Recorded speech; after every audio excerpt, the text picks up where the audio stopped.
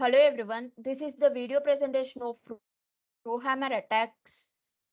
Rowhammer is a type of security exploit that can potentially be exploited to gain unauthorized access to a computer system's memory. It affects mostly the dynamic random access memory chips. The name rowhammer comes from the technique's ability to repeatedly access rows of memory cells, leading to unintended bit flips in adjacent rows. It occurs due to the close proximity of memory cells in modern DRAM structures. It mainly affects the DRAM chips of the system. DRAM stores data in a grid of rows and columns. Each intersection of a row and column contains a memory cell. The attacker exploits the vulnerability by repeatedly accessing a specific row of memory cells in quick succession. Modern DRAM modules are designed to be fast and efficient, and this rapid access can cause the electric charge in the targeted row to leak into the adjacent rows. This electric charge can result in bit flips where the values of bits in adjacent cells are altered. By carefully selecting the target rows and monitoring the effects on adjacent rows, an attacker can manipulate the content of adjacent rows. This leads to the unauthorized access to victims' information. This significantly impacts data confidentiality and integrity. To protect this confidentiality and integrity, we have different mitigation methods to relieve these RH attacks.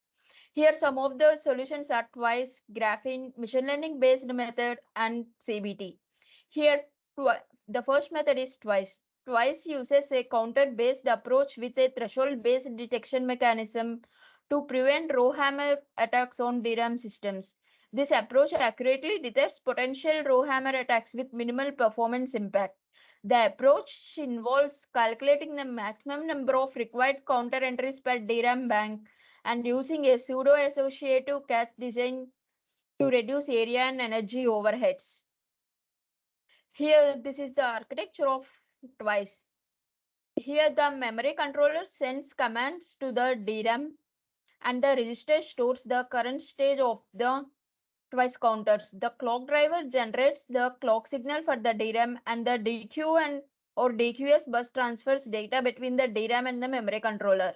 The control logic manages the Twice counters and the Twice table, which stores the activation history of each DRAM row. When a row is accessed, the control logic updates the corresponding entry in the Twice table and increments the and corresponding counter in the register. If the counter value exceeds a threshold, Twice sends a NAC signal to the memory controller to prevent further access to the row. And the results of these Twice are shows that Twice is an effective and efficient solution for preventing rowhammer attacks on DRAM systems. Twice accurately detects potential attacks with minimum performance impact, achieving an average detection rate of 99% and a false positive rate of 0.0001%.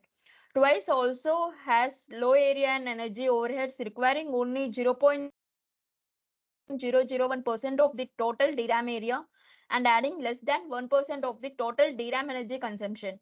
In addition, Twice outperforms other existing solutions in terms of detection accuracy and performance overheads. Overall, the results demonstrate the effectiveness and practicality of Twice as a solution for preventing rowhammer attacks on DRAM systems. And the other method is Graphene. Graphene is a low-cost rowhammer prevention technique based on the space-efficient algorithm, and it identifies frequent elements from an incoming data stream. The algorithm is supplied to track precisely all DRAM rows that have been activated more times than a certain threshold. Graphene provides protection guarantees with no false negatives while requiring only a minor extension to the DRAM protocol. It is a 16 core system with DDR4 2400 memory module,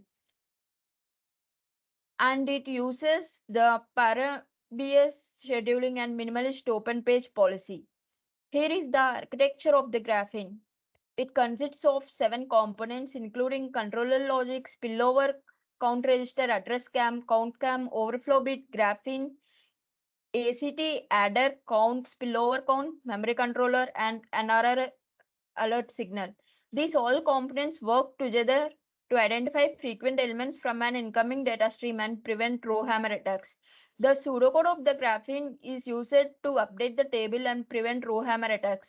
It works by searching for the activated address in the row adder cam. If the address is found, it is considered as row address hit and the count is incremented. It is in this case, if the address is not found, it is considered as row address miss. In this case, the code searches for an entry to replace in the count cam. If an entry is found, the count is incremented and the new address is returned to the row adder cam. If no entry is found, then SPCNT is incremented. The pseudocode of graphene is designed to be space efficient and probably secure without false negatives and with tightly bounded false positives. These are the experimental results of graphene. This shows that it features nearly zero performance and energy overhead when running realistic workloads. Even for the most adversarial memory access patterns, graphene increases refresh energy only by 0.34%.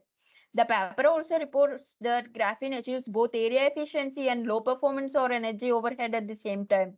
It has either a much smaller performance or energy overhead at a competitive area cost, or an order of magnitude smaller area overhead at a similar performance or energy cost compared to the existing counter-based schemes. Now here are some mitigation measures using the machine learning model.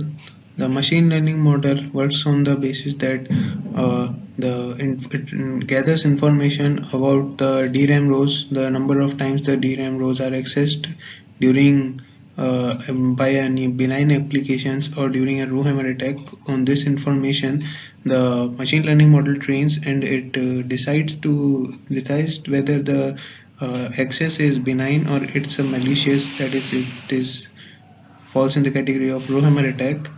The key points which we need to remember about the row hammer attack, that it can cause the unintended bit flips in the adjacent rows of the row which is accessed during the row hammer. The machine learning models, it incurs 5% and 19% less low power overhead than the graphene and the block hammer. The row hammer effect are that it can compromise the Linux kernel, it can take over the browsers, and it can root the devices. So that's what about the introduction of the machine learning model. The methodology about the row hammer attacks depends depends on how we deploy it. It can be deployed in either in the DRAM chips or in the memory controller. The best place to deploy the machine learning model is in the memory module, in the DRAM module. The DRAM module have less area overhead and less power overhead. The training of the model depends on depends on the three types of traces of benign applications, or three types of traces of a row hammer attack. The data pre-processing is done on the data number of times the row is accessed during any application. By the any application, the row hammer detection is done using the short-term count, the summation of short-term count and the long-term count. The short-term count counts the number of times the row is accessed during the C cycles, and when it expires, long-term counts come in the picture. After the detection is finished, the probabilistic refresh mechanism is implemented to prevent the bit flips. Every time a row is accessed, its neighboring rows is refreshed with a probability of p by 2. We choose this p such that there is a extremely high chance that the victim row is refreshed at least once during this interval. And now I would like to discuss about the counter-based adaptive tree method. The counter-based adaptive tree method works on the basis that there is a counter implemented for each row, and that counter counts the number of times the row is accessed during any application access or during the row hammer attack. as the number of rows are so high that the counters number of size of the number of counters increases drastically. So this method reduces the number of counters by following a tree-based structure. The adaptive tree is used to organize and manage counter efficiently. These tree structure allow for the quick and effective tracking of the memory access. The threshold policies are set up such that when a counter surpasses a predefined threshold, it triggers a mitigation policies. The mitigation policies include the refresh of the rows and memory reallocation, and also and there are some other methods also. The dynamic reconfiguring of the tree is done by the DARCAT to track the temporal changes in the memory access pattern and resulting from either changing the running applications or changing the phases of the running application. Now I would discuss about the methodology. The methodology is I've discussed is that there is the counter module and the reconfiguration counter module. The counter module counts the number of times the bank is accessed during any row hammer attack. The bank is a collection of rows in the DRAM. The reconfiguration module it resets the counter when it surpasses the threshold, and it creates new module that with a new counter that is specified with the older values. The resetting of the counter and the refresh signal. If the CI has reached the highest threshold, then it resets the signal and RI is raised. The counter bound remain unchanged until the CVT is rebuilt. Here are some experimental results about the CVT module. The most important thing to notice here is that it has very low performance overhead of which is less than 0.5%, and but the area it fourfolds to 5.2% of the die area. The CVT achieves low static power, and energy per access increased by 0.73% for 16 counters and 2.86% for the 64 counters. Now here is a comparison table on the twice graphene and CVT. The twice, we can see it has the least area overhead. Sorry, the graphene has a low area overhead, and in terms of CPU also the graphene uses very less CPU power, and then in terms of the energy, the CVT module uses the most less power. And thank you.